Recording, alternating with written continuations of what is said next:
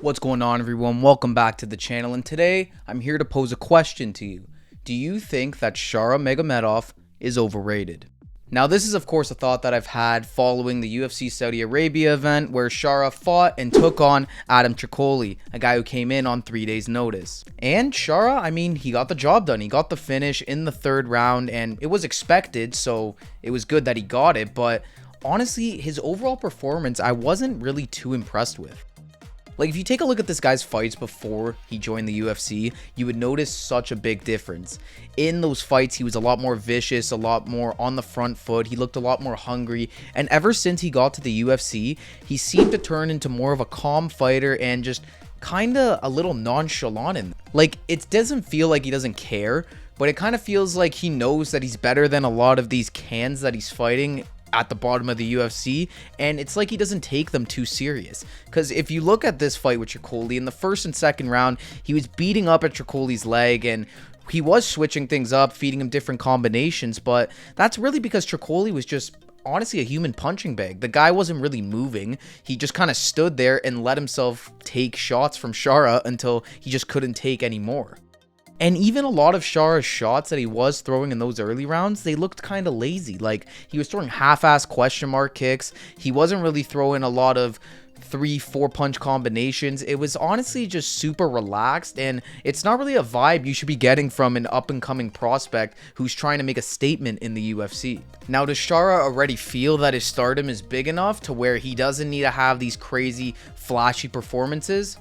I don't know, but I don't think that's going to sit well with the UFC. I don't think Dana and Hunter and all those guys really want to see Shara have these boring-ish fights against these cans when they know that he has these crazy highlight abilities and that he's going to need to display them in order to get bigger fights in the UFC. Like, obviously a big part of Shara's gimmick is that he is literally one-eyed, he looks like a cyborg, and he's a striker from Dagestan opposed to a wrestler. So he has a lot of things on his side that could make him a massive superstar, but the performances is what counts the most, and these performances, especially against these lower ranked opponents, need to be highlight reel finishes or highlight reel beatdowns, and they just haven't been so far. Bo Nickal actually came out on Twitter and said, "Give me bullet." So he is called for the Shara Magomedov fight, and honestly, I'm okay with it. I would love to see this matchup. I think the UFC does get a little scared with unranked prospects that they feel have superstar potential, and they don't really match them up against each other, but this fight would wake them up. It would wake both guys up. Bo Nickal, I would say the start of his UFC career has been much better than Shara's. He has highlight reel finishes, early ones in early fights, and he's just looked like overall the more complete fighter in the UFC. How these two would match up against each other, I don't know how you could pick Shara. Bo Nickal is literally one of the best wrestlers on the roster, in my opinion. And that may sound premature, but this guy is no joke in wrestling, and I think he will have a very successful UFC career. And a guy like Shara is the perfect type of matchup for him. It's a straight striker who isn't really going to be able to do much if you take him down. Yeah, Shara was showing glimpses of striking off his back when he fought Bruno Silva, but that's not going to work against Bo Nickal. He's too experienced. He's going to take him down, and he's going to drown him. And honestly, I would obviously give Shara the advantage on the feet, but if Bo could mix in the wrestling with striking combinations, he could get Shara a little bit worried.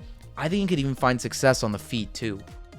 Not to mention, a fight against Bo Nickal would be massive. You could throw that on the main card of a pay-per-view for sure. And also, this would force Shara's hand, and it would make him not have this nonchalant way of fighting, because you're fighting a real serious contender here, man. It's Bo Nickal, a guy who's on the same trajectory as you. You guys are both trying to work your way up the rankings in the division, and you're pinned against a really tough opponent right now.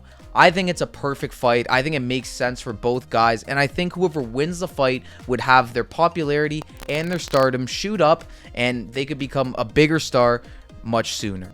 But yeah, overall, I was just not really too impressed with Shara's performance. I think the guy's a stud. I think he's an absolute killer, and I want to see him in more interesting fights, but against these lower ranked opponents, he has to be doing a lot better. He has to be wowing you. He has to be showing that he is a serious contender, and he's a guy that you should keep your eye on. So hopefully in the future we can get a little bit more from Shara, and Until then, hopefully there's other opponents that can give him more of a hard time. Quickly, I just wanted to touch on the Robert Whitaker performance against Ikram Aliskerov. I mean, Rob did absolutely amazing. That's his first finish since 2017. Big for Robert Whitaker. And for Ikram, I mean, it was always going to be tough.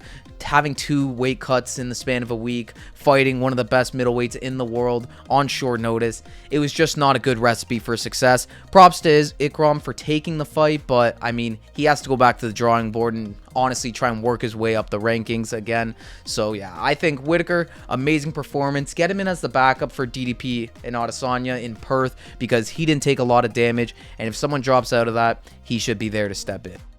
And then also, lastly, just quickly, I wanted to touch on the Pavlovich and Volkov fight. I think Pavlovich went in there a little bit too eager for a KO, and Volkov just picked him apart. He was better on the feet. If this went to the ground, I was going to favor Volkov too. Volkov's just kind of on this resurgence in his career right now where he seemed to put a couple of wins together against good opponents too. And honestly, I never really felt like Pavlovich had a chance at knocking Volkov out that entire fight. Volkov controlled the fight, controlled the tempo, and now I think he deserves another top opponent. Potentially, he could serve as a replacement or a backup to the Blades Aspinall fight. It's probably too short of a turnaround, but I think he's right there in terms of fighting for a title in the near future. I think maybe you could even do him versus Ciryl Gane. Winner of that gets a shot at the title. I don't know. Something can happen there, but either way, props off to Volkov. Great performance as well. And there you guys have it. Those are my thoughts on UFC Saudi Arabia. And let me know what you guys think. Do you guys agree with my thoughts on Shara Magomedov? Who do you want to see the Bullet fight next? Let me know down below. I'm interested to hear what you guys have to say. Thank you all for watching another one of these videos. Be on the lookout for more videos coming out this week. It's UFC 303 Fight Week. There's a ton to talk about, a ton of amazing fights, and I hope you guys will be there to check it out. Thank you all for watching once again, and I'll catch you in the next one.